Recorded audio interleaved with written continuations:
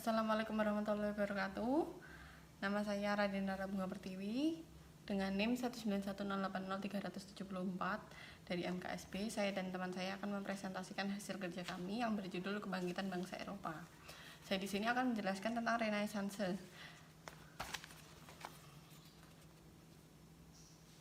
Renaissance di sini dia berawal di kota Florence di Italia, di mana kota itu sangat maju peradabannya.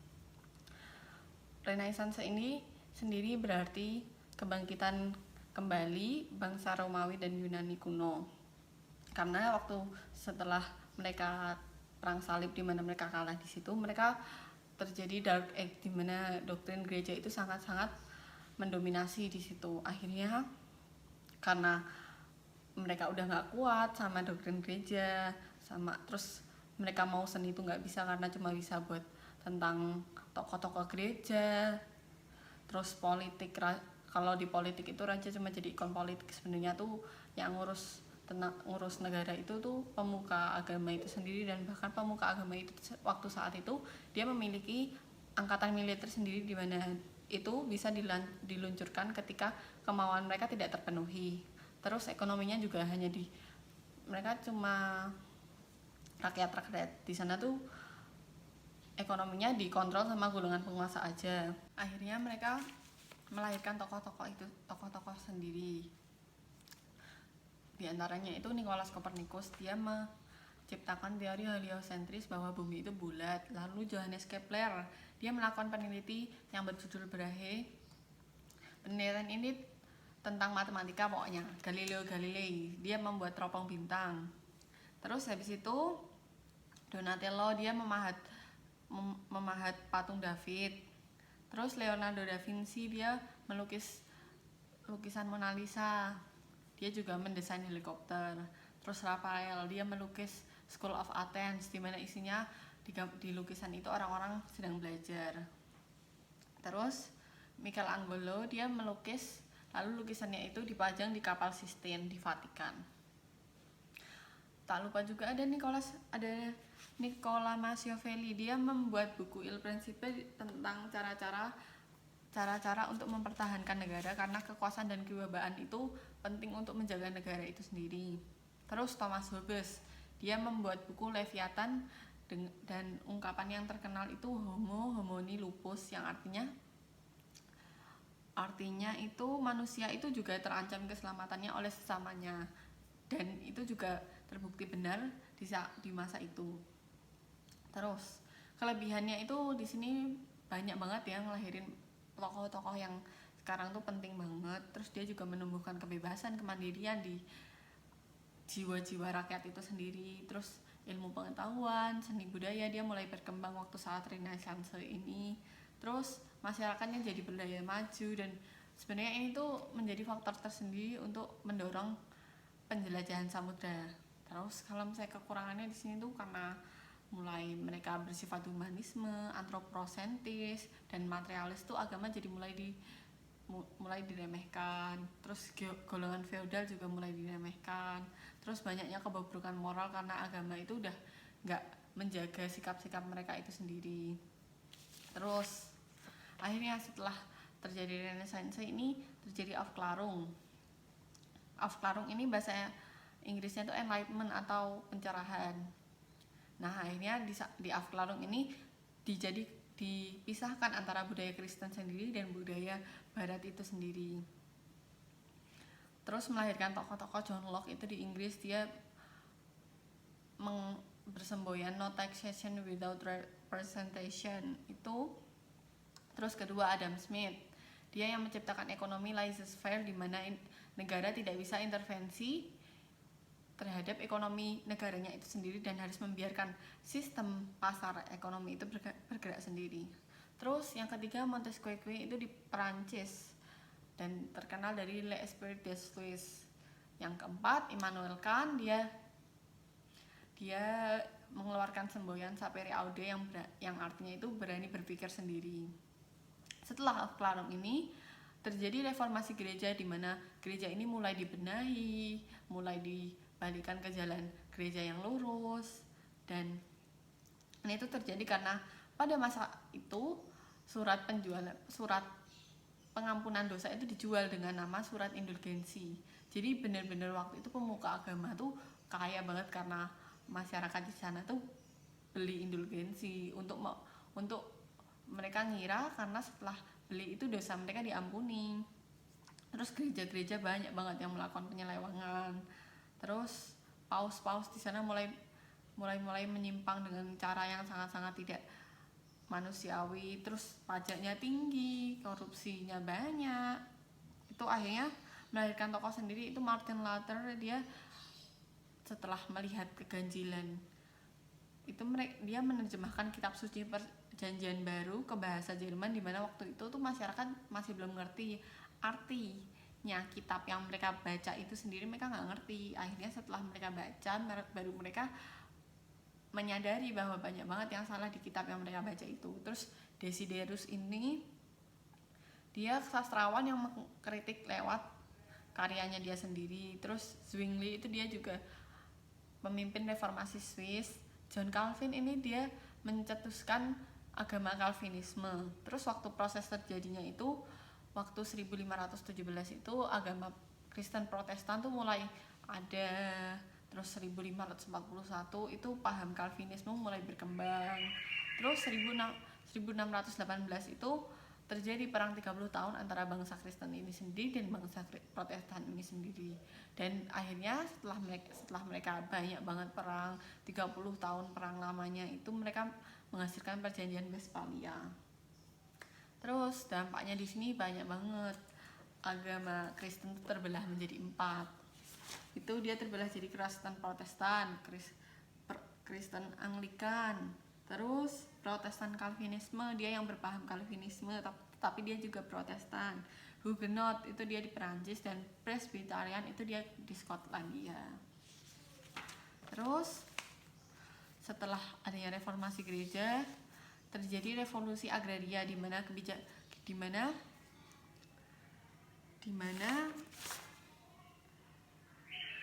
tanah-tanah di Inggris tuh mulai ditata lagi sama pemerintahnya mereka di sana, karena permintaan woolnya tuh mulai meningkat. Tahap-tahapnya itu ya dari pertanian yang awal mulanya sawah tuh cuma buat pertanian doang, buat beras doang, akhirnya jadi perkebunan, dia jadi peternakan. Terus yang kedua itu alat tradisional jadi mekanisasi, jadi berbentuk mesin semua itu. Terus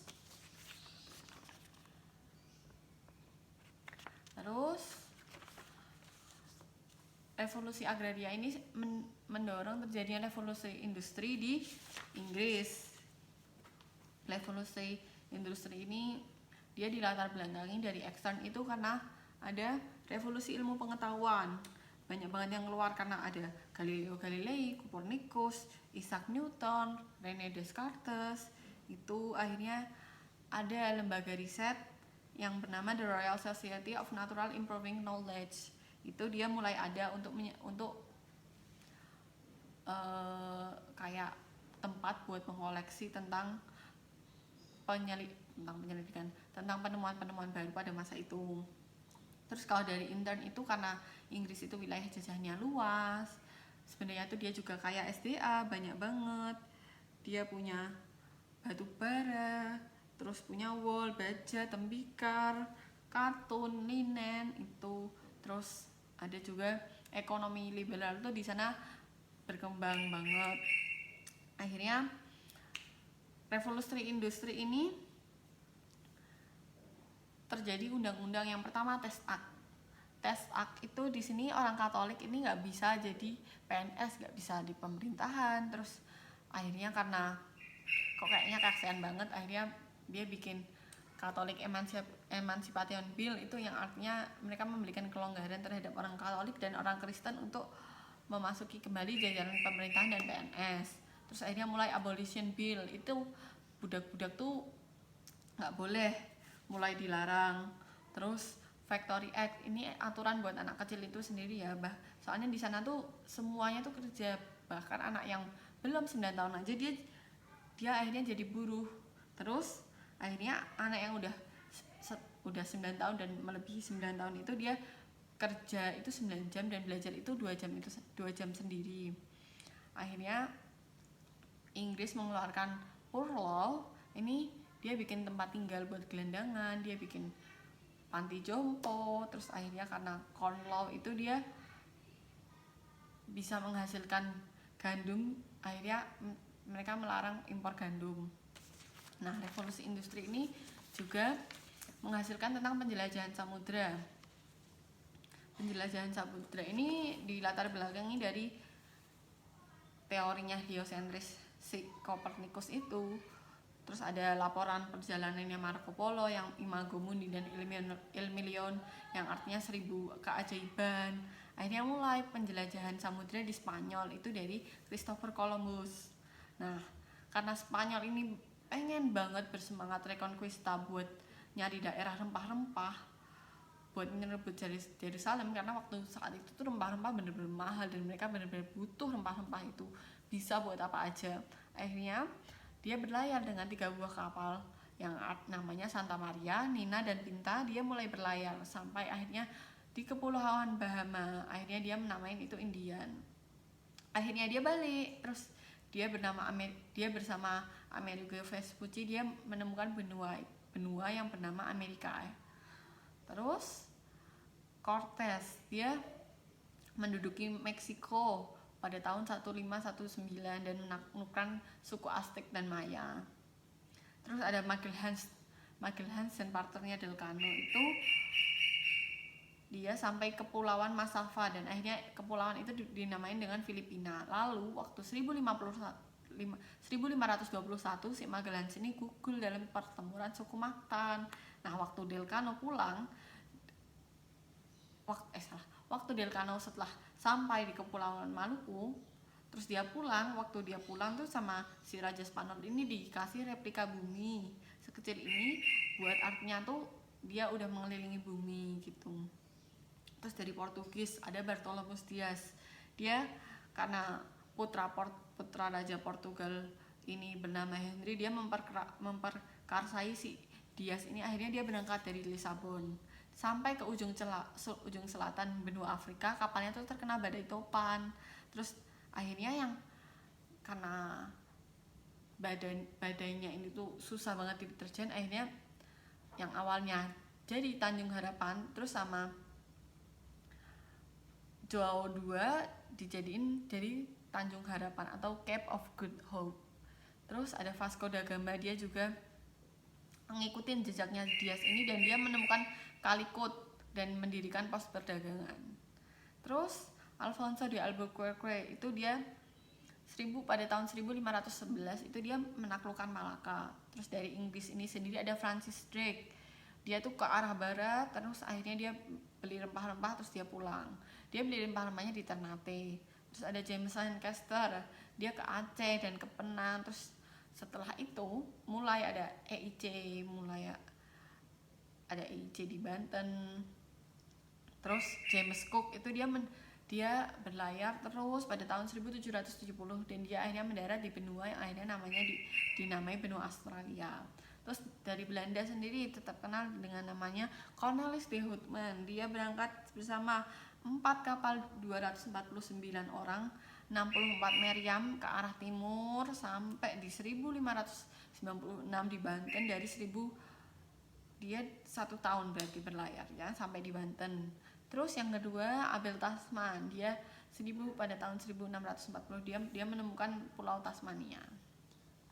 Assalamualaikum warahmatullahi wabarakatuh. Saya Septiana Cahaya Lifah, NIM 060. Di sini saya akan menjelaskan tentang penjajahan Barat terhadap dunia Islam di anak benua India dan di Asia Tenggara.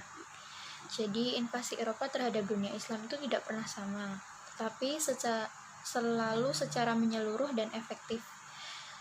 Penetrasi Barat terhadap dunia Islam di Timur Tengah pertama-tama dilakukan oleh dua bangsa Eropa. Dua bangsa Eropanya itu Inggris dan Perancis.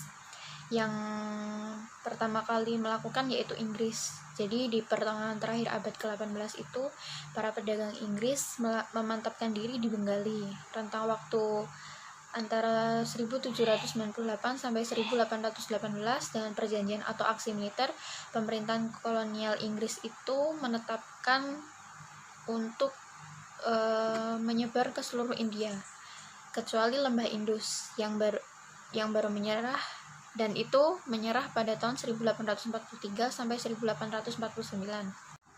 Sementara itu, Prancis perlu memutuskan hubungan komunikasi antara Inggris di barat dan India di timur. Oleh karena itu, Mesir kan pintu gerbang ke Indianya. Jadi Mesir itu berhasil ditaklukkan dan dikuasai oleh Napoleon Bonaparte pada tahun 1798 Masehi. Terus alasan lain Prancis menaklukkan Mesir yaitu untuk memasarkan hasil-hasil industrinya. Terus juga memanfaatkan untuk menjadi sentral aktivitas untuk mendistribusikan barang-barang ke Turki, Syria, hingga Timur Jauh. Terus pada tahun 1799 Masehi, Napoleon Bonaparte meninggalkan Mesir karena situasi politiknya buruk. Ia juga kemudian menunjuk Jenderal Kleber menggantikan kedudukannya di Mesir. Lalu ada suatu pertempuran laut antara Inggris dan Prancis yang menyebabkan Jenderal Kleber itu kalah, lalu meninggalkan Mesir pada tahun 1801 Masehi. Setelah Jenderal Kleber meninggalkan Mesir terjadi kekosongan kekuasaan. Nah, saat itu juga Mesir dimanfaatkan oleh seorang perwira Turki yang bernama Muhammad Ali, dengan didukung oleh rakyat berhasil mengambil alih kekuasaan dan mendirikan dinasti.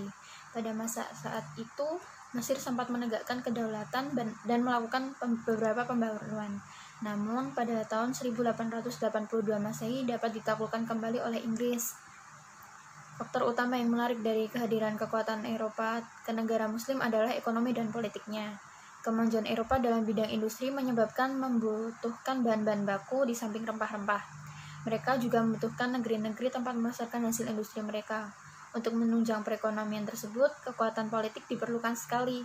Akan tetapi, persoalan agama seringkali terlibat dalam proses politik penjajahan Barat atas negeri-negeri Muslim ini. Trauma Perang Salib masih membekas pada sebagian orang Barat, terutama Portugis dan Spanyol, yang dikarenakan kedua negara itu dijajahnya dalam jangka waktu yang lama berabad-abad berada di bawah kekuasaan Islam. India pada masa kemajuan kerajaan Mughal adalah negeri yang kaya dengan hasil pertaniannya. Hal ini mengundang Eropa yang sedang mengalami kemajuan untuk berdagang ke sana. Di awal abad ke-17 Masehi, Inggris dan Belanda mulai menginjakkan kaki di India. Pada tahun 1611 Masehi, Inggris mendapat izin untuk menanamkan modal, dan pada tahun 1617 Masehi, Belanda mendapatkan izin yang sama. Kongsi dagang Inggris, yaitu British East India Company atau BEIC, mulai berusaha menguasai wilayah India bagian timur. Ketika merasa cukup kuat, penguasa setempat mencoba mempertahankan kekuasaan dan berperang melawan Inggris. Namun, mereka tidak berhasil mengalahkan kekuatan Inggris.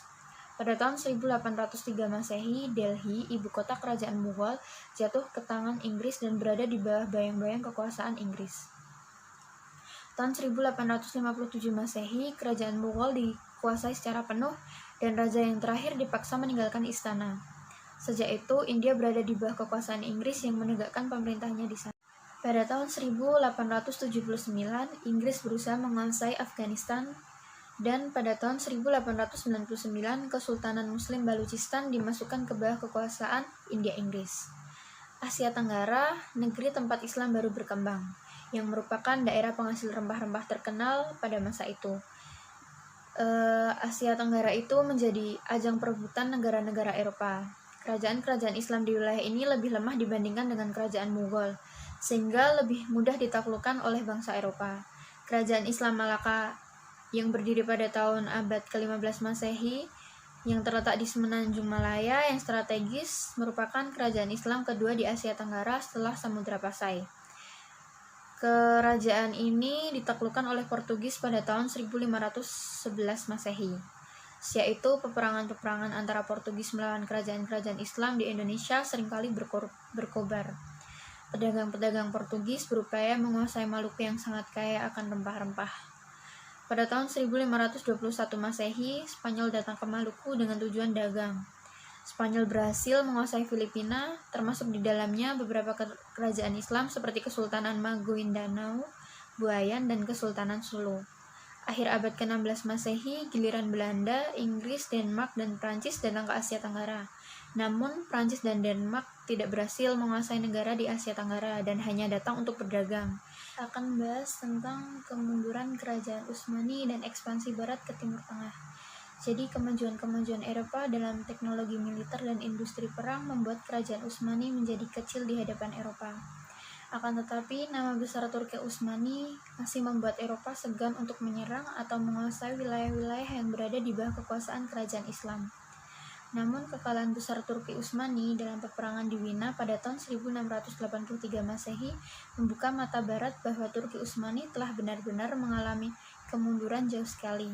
Sejak kekalahan dalam peperangan Wina itu, kerajaan Turki Utsmani menyadari akan kemundurannya dan kemajuan Barat. Usaha-usaha pembaharuan mulai dilaksanakan dan mengirim duta-duta ke negara Eropa, terutama Prancis, untuk mempelajari kemajuan mereka dari dekat. Pada tahun 1720 Masehi, Celebi Muhammad diutus ke Paris dan diinstruksikan untuk mengunjungi pabrik-pabrik, benteng-benteng pertahanan, dan institusi-institusi lainnya. Ia kemudian memberi laporan tentang kemajuan teknik, organisasi angkatan perang modern, dan kemajuan lembaga-lembaga sosial lainnya. Laporan-laporan tersebut mendorong Sultan Ahmad III pada tahun 1703 sampai 1730 Masehi untuk memulai pembaharuan. Untuk tujuan itu didatangkanlah ahli-ahli militer Eropa, salah satunya adalah de Rochefort pada tahun 1717. Jadi ia didatangkan ke Istanbul dalam rangka membentuk korps artileri dan melatih tentara Utsmani dalam ilmu-ilmu kemiliteran modern. Usaha pembaruan yang dilakukan tidak terbatas pada bidang militer, tetapi pembaruan juga dilaksanakan seperti pembukaan percetakan di Istanbul pada tahun 1737 Masehi untuk kepentingan kemajuan di bidang ilmu pengetahuan. Demikian juga gerakan penerjemahan buku-buku Eropa ke dalam bahasa Turki, sebagaimana yang telah dilakukan oleh para penguasa Abbasiyah ketika menerjemahkan buku-buku Yunani ke dalam bahasa Arab. Meskipun demikian, usaha-usaha pembaruan itu bukan saja gagal menahan kemunduran Turki Utsmani, tetapi juga tidak membawa hasil yang diharapkan.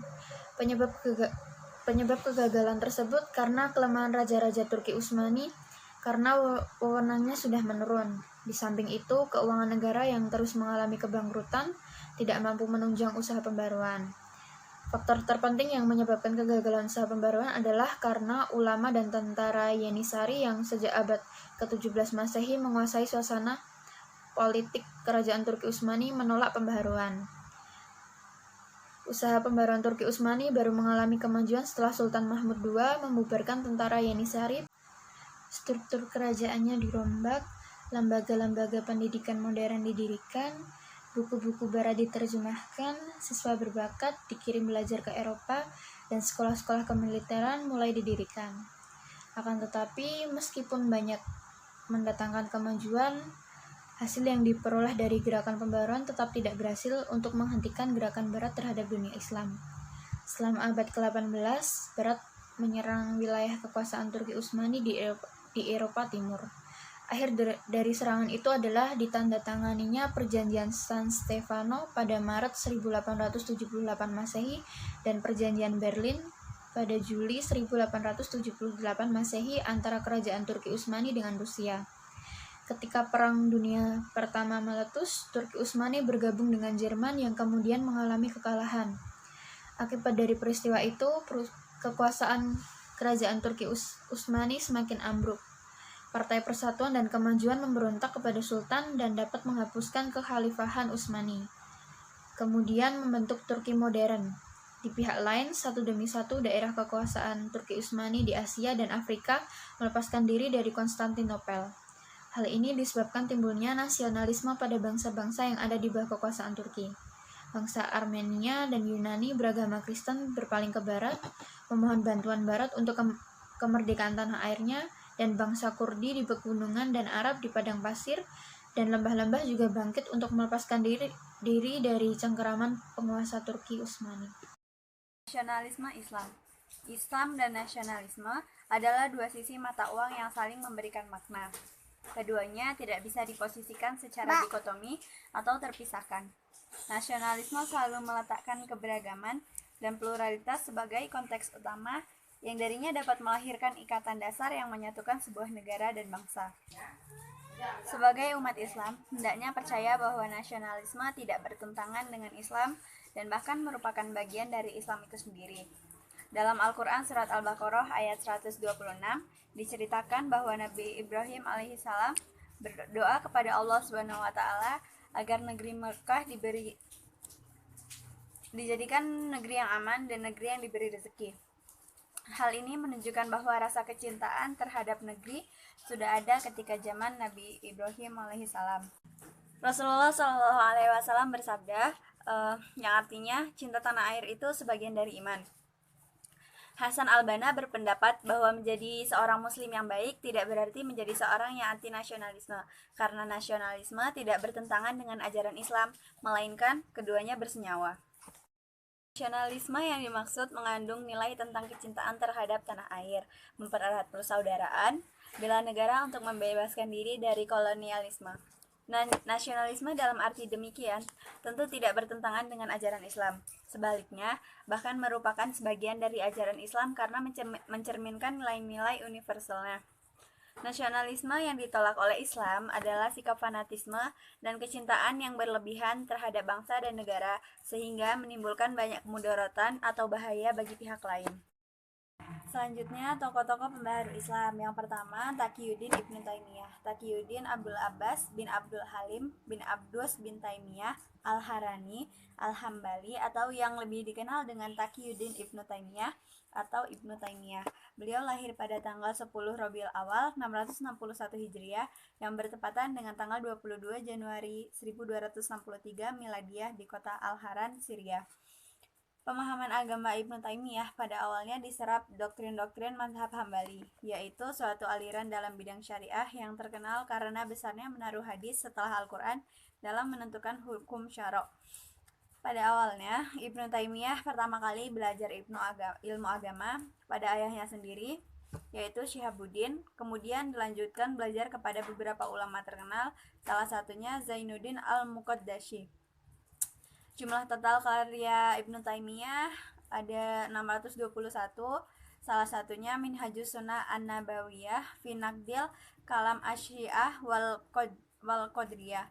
Beliau menutup usia pada Minggu atau Senin malam tanggal 20 Zulqa'dah tahun 782 Hijriah atau 1328 Masehi di Damaskus dalam usia 67 tahun. Yang kedua, Muhammad bin Abdul Wahhab. Dia adalah seorang pendiri gerakan Muwahhidin, seorang ulama besar yang dilahirkan di Uyainah, yang dibesarkan dalam lingkungan kehidupan beragama di bawah pengaruh mazhab Hambali. Dilihat dari latar belakang kehidupannya, dapat dipahami bahwa beliau ada kesamaan latar belakang dengan tokoh pendahulunya yaitu Ibnu Taimiyah. Gerakan Wahabi merupakan gerakan pemurnian Islam yang pertama kali berdiri dalam rangka menyambut seruan dan ajakan Islam Taqiyuddin Ibnu Taimiyah. Gerakan ini memegang prinsip teguh, mereka ingin membuang segala bentuk kemusyrikan, khurafat, sebagai macam bid'ah dan taklid. Sifat gerakan Wahabi yang keras, lugas, dan sederhana benar-benar membuat tenaga yang sanggup membangkitkan dan menggoncangkan kembali kesadaran kaum muslim yang sedang lelap tidur dalam alam kegelapan. Sistem ajaran Muhammad bin Abdul Wahhab yang hanya menekankan pada pengamalan agama persis seperti yang diajarkan oleh Nabi Muhammad SAW tanpa tambahan yang aneh-aneh dan asing yang sering disebut juga sebagai Muhammadiyah. Yang ketiga yaitu Muhammad Abduh. Lahir di Delta Nil atau sekarang lebih dikenal sebagai wilayah di Mesir tahun 1849 dan meninggal di Iskandariyah tahun 1905 pada umur 55 atau 56 tahun. Adalah seorang pemikir muslim dari Mesir dan salah satu penggagas gerakan modernisme Islam. Ia belajar tentang filsafat dan logika di Universitas Al-Azhar, Kairo, dan juga murid dari Jamaluddin Al-Afghani, seorang filsuf dan pembaru yang mengusung gerakan pan-Islamisme untuk menentang penjajah Eropa di negara-negara Asia dan Afrika. Muhammad Abduh diasingkan dari Mesir selama 6 tahun sejak 1882 karena keterlibatan dalam pemberontakan Urabi di Lebanon. Abduh sempat giat dalam mengembangkan sistem pendidikan Islam. Pada tahun 1884, Ia pindah ke Paris dan bersalam dengan Al-Afghani, menerbitkan jurnal Islam The Firmus Bound. Salah satu karya Abduh yang terkenal adalah buku berjudul Risalah At-Tauhid yang diterbitkan pada tahun 1897. Yang terakhir yaitu Rashid Ridho. Muhammad Rashid Ridho bin Ali Ridho bin Syamsuddin bin Bahauddin Al-Qalmuni Al-Husaini yang lebih dikenal sebagai Rashid Ridho. Beliau merupakan seorang intelektual muslim dari Suriah yang mengembangkan gagasan modernisme Islam yang awalnya digagas oleh Jamaluddin Al-Afghani dan Muhammad Abduh. Ridho mempelajari kelemahan-kelemahan masyarakat muslim saat itu dibandingkan masyarakat kolonialisme barat dan menyimpulkan bahwa kelemahan tersebut antara lain kecenderungan umat untuk mengikuti tradisi secara taklid. Ia berpendapat bahwa kelemahan ini dapat diatasi dengan kembali ke prinsip-prinsip dasar Islam dan melakukan ijtihad dalam menghadapi realitas modern. Balik lagi bersama saya akan menjelaskan tentang negara Mesir. Mesir ini waktu 1517 dia masih punyanya Turki. Terus akhirnya pada waktu 1800-an ada pertempuran Konya. Biar Mesirnya tuh merdeka, akhirnya dia menang. Dia merdeka. Terus ternyata waktu 1840 itu ada konvensi Alexandria. Mesir sama Inggris. Akhirnya nggak bisa kan dia melawan Inggris yang sebesar itu. Mesir harus ngelepasin Syria. Akhirnya dia belum merdeka juga.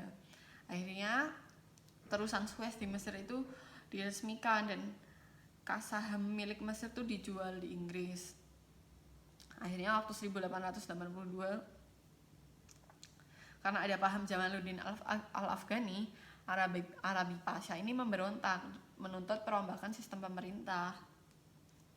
Inggris tuh khawatir, lalu dia mengirim pasukannya buat menyerang Arabi Pasha. Akhirnya dia memegang full control of Mesir itu sendiri. Akhirnya setelah Mustafa Kamil itu naik, mulai diadakan Kongres Nasional dan akhirnya pada waktu 1919 ini saat Zagul Pasha dia membarakan semangat nasionalisme. Terus akhirnya Mesir terjadi Unilateral Declaration pada tanggal 28 Februari 1922 yang berisi Inggris ngakuin Mesir. Inggris tapi masih berhak sama terusan Suez. Terus Mesir jadi daerah militernya Inggris. Akhirnya Sudan ini ditangguhkan. Terus akhirnya Ahmad Fuad pada 1922 dia dijadikan Raja Mesir dan masih banyak banget lagi perjuangannya sampai akhirnya pada 1936 Mesir ini merdeka 100%.